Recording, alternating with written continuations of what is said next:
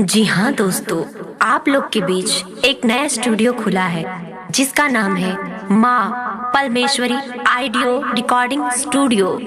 ठीक पलना धाम के सामने आप लोग सेवा का लाभ उठाएं। Mobile number 99 84 64 21 17।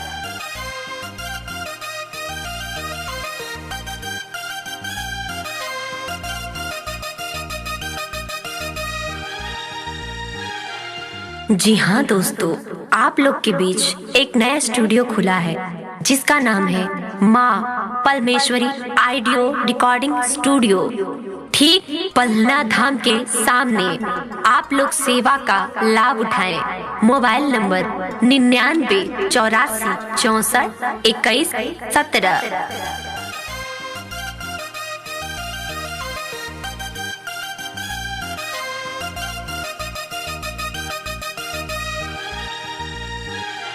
जी हाँ दोस्तों, आप लोग के बीच एक नया स्टूडियो खुला है जिसका नाम है माँ परमेश्वरी ऑडियो रिकॉर्डिंग स्टूडियो। ठीक पलना धाम के सामने आप लोग सेवा का लाभ उठाएं। Mobile number 99 84 64 21 17।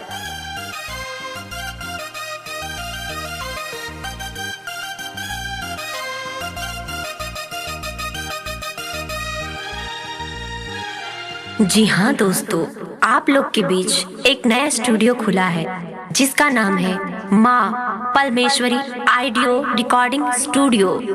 ठीक पलना धाम के सामने आप लोग सेवा का लाभ उठाएं। Mobile number 99 84 64 21 17। जी हाँ दोस्तों, आप लोग के बीच एक नया स्टूडियो खुला है जिसका नाम है माँ परमेश्वरी ऑडियो रिकॉर्डिंग स्टूडियो।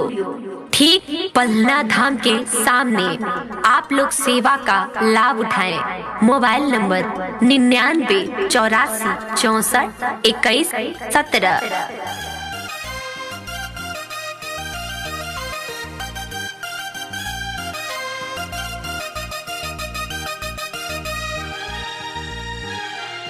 जी हाँ दोस्तों, आप लोग के बीच एक नया स्टूडियो खुला है जिसका नाम है माँ परमेश्वरी ऑडियो रिकॉर्डिंग स्टूडियो।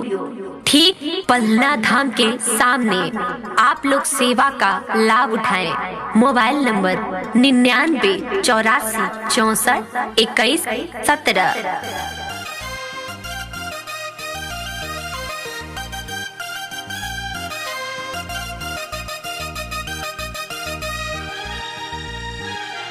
जी हाँ दोस्तों, आप लोग के बीच एक नया स्टूडियो खुला है जिसका नाम है माँ परमेश्वरी ऑडियो रिकॉर्डिंग स्टूडियो। ठीक पलना धाम के सामने आप लोग सेवा का लाभ उठाएं। Mobile number 99 84 64 21 17।